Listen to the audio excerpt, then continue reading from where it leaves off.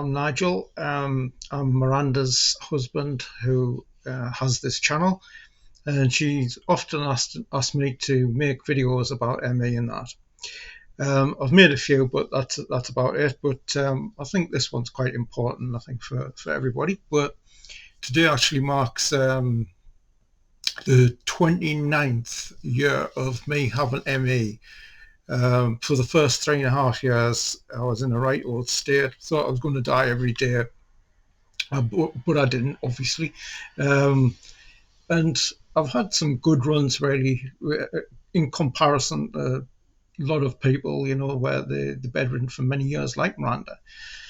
But lately, the wheels have all fallen off in my health. And if you'd seen some videos about COVID, I was skeptical, especially on something like the PCR test. Now, that's not for this video, but anyway, if somebody said 2 months ago that I'll be in the state I am now, I would never have believed them.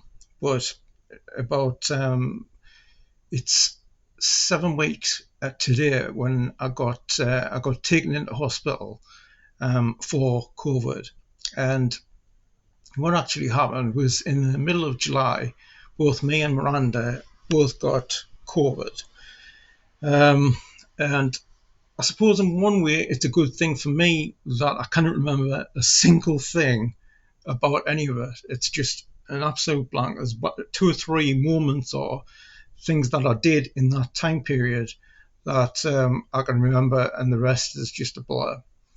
The other thing is that Miranda had it quite bad with a cough and things like that. She's already got a bad chest because she had pneumonia at the beginning of her ME. So anyway, it was a Friday night, or Friday morning, Friday afternoon it was, and Miranda checked the oxygen levels, and I was in the 80s. So she got in touch with the doctor, and the doctor gave her another oxygen meter, which is one of these. You just put this on your finger, and this could save your life, like it did me. So she got this off the doctor, and the doctor's measurements were similar to the one Miranda had. And so anyway, the doctor says what you need to do is call the ambulance and get us into hospital. And the only thing I can think about then is, like, I got clothes and stuff ready in a bag. I remember that part. And I remember the paramedic sitting downstairs, and she says, right, you got to go immediately.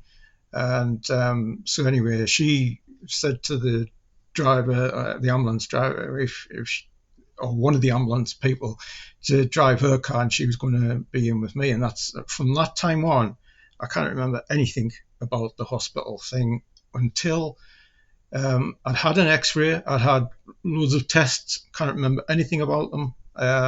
Nothing at all. And the next thing I know, I remember, I was in, because like the paramedic had given us oxygen and stuff like this thing that goes into your nose and that. And I was in a tiny room, didn't have a clue where I was. I knew I was in hospital, and there was this doctor, and she says your stats has gone up, the oxygen, to 91%, which is, it's not great at all, but it's like sort of, it was up from where it was. And she says you're responding to treatment, and like sort of from that moment on, I can remember just a lot of confusion. I'm not sure if things actually happened that they have in my mind, but anyway, as you can see on the screen there, this here on the 26th, this is I was actually in hospital on the end of last August. This is for another thing, but this one here, 30th of the 7th. Is that Friday or Thursday? I'm not sure. Anyway, I'm not quite sure still of certain things, but anyway, detected SARS again, PCR. It's but whatever we think about the tests and things, And the thing that I did remember as well is that this thing about like sort of you cannot smell and taste. And I've always said about the smell and taste thing, every time I get a virus, whether it's cold or heavy cold or anything, I cannot. And the thing is with this, it is a total different. You can't explain it really unless you've had it. But it is a different. It's a different symptomology compared to what you experience at other times. Anyway, so I got the primary diagnosis here was COVID pneumonitis, which is basically a serious pneumonia infection. And comorbidities, he's got epilepsy, Raynaud's, but it didn't put ME. Oh dear. So anyway, as you can see, the clinical summary is I've had admitted after 12 days of COVID symptoms. I think it was a bit more than that. So on that, I think it was a Friday, but like sort of as the night was wearing on, I was responding to oxygen, and I responded very quickly, which is good. The next morning, the main doctor came around. I think he's mentioned on here somewhere. Anyway, I don't know. I think he is, but anyway, and he like sort of checked because he'd seen the X-ray and stuff. So he put the stethoscope around me lung, so I've got like problems at the bottom of my left lung and the top of my right lung, and the thing is, I didn't really have a bad cough. I had a bit of a cough, but it wasn't a bad cough, so it was like a weird thing, but I couldn't breathe.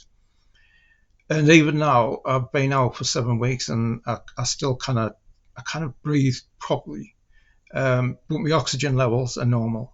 So that's the normality is usually, depending on which country.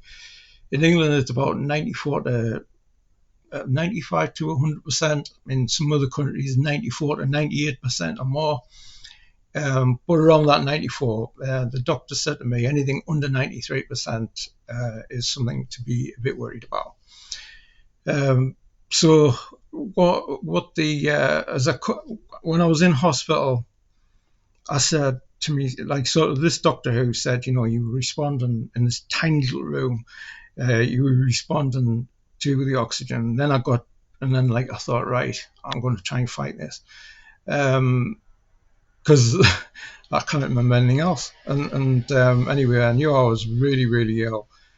And then I got shifted all over by like sort of doctors were looking after us, and then I got into this cold ward.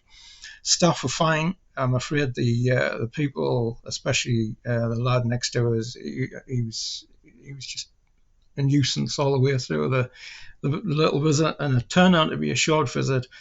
But every time I got up to go to the toilet or something like that, I was hanging onto the bed, and then I was hanging onto the wall, and then like sort of go to the toilet, and honestly, my right lung, it felt as though it was coming out of my body. It was like it was some sort of thing that was trying to escape from my body. But what all I can do really is, I mean, it's no good being in there once the oxygen's up. And so I decided to come home, and for days and weeks afterwards, I was so fragile, and I was dizzy on walking, and even now I get really bad shakes. I've got to eat little and often, but when I've got my taste and smell back, and that's a good thing. But I lost a ton of weight, and which I'm not too bothered about. But like, so the thing is that you get one of these oxymeters, the cheap as chips really.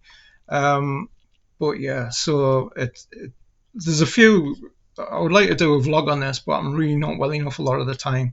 It's just like sort of I have to do things when I can, but these things, the COVID is real, and it's a serious illness for somebody who has ME. But Miranda's very ill. She's bedridden. I mean, she can get up to do a few steps, but she recovered. So you can recover from COVID even if you get ME. But Anyway, I just thought I'd make this video just so it might be interest of some people. So again, thanks for watching.